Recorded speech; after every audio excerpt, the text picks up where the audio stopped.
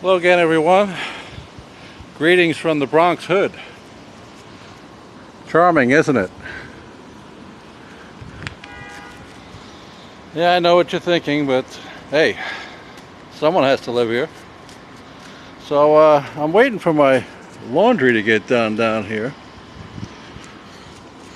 And I thought I would make this video that I tried to make the other day and then ran out of battery power. Maybe I should have taken that as a sign, I don't know. At any rate, I was coming up from Virginia a couple days ago listening to the Christian radio station, and you know, a lot of these Christian radio stations you tune into on the road, let's just say some of them can be problematic, and this one was, of course, but I did hear one thing that got me to thinking.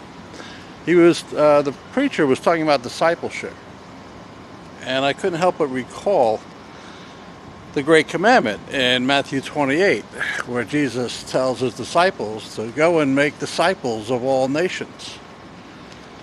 And, you know, he didn't say go make trusters of all nations. He didn't say go make believers of all nations. He said go make disciples.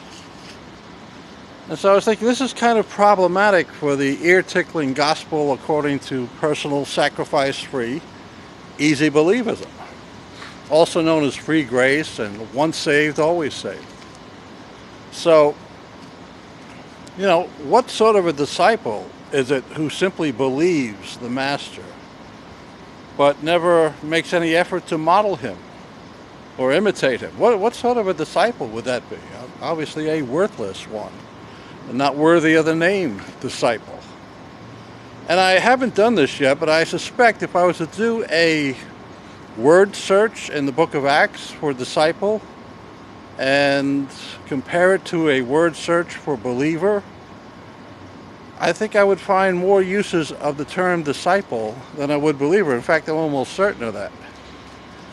You know, I recall in John chapter 8, I think it's verse 31, where Jesus says, "Any of you who continue in my word," his teaching, "are my disciples truly."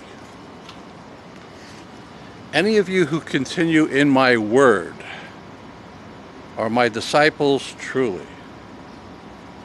So what would the opposite of that be? Anyone who doesn't continue in his word is not his disciple. So, keep that in mind, you ear-tickling evangelists for free grace and once saved, always saved. Compare your personally liberating and, personal sacrifice-free gospel, compare that to the definition of a disciple and what's required of a disciple.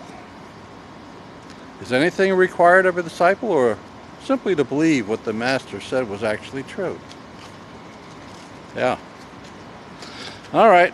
Well, hopefully the clothes are ready for the dryer. I'll find out in a minute. Enjoy your weekend.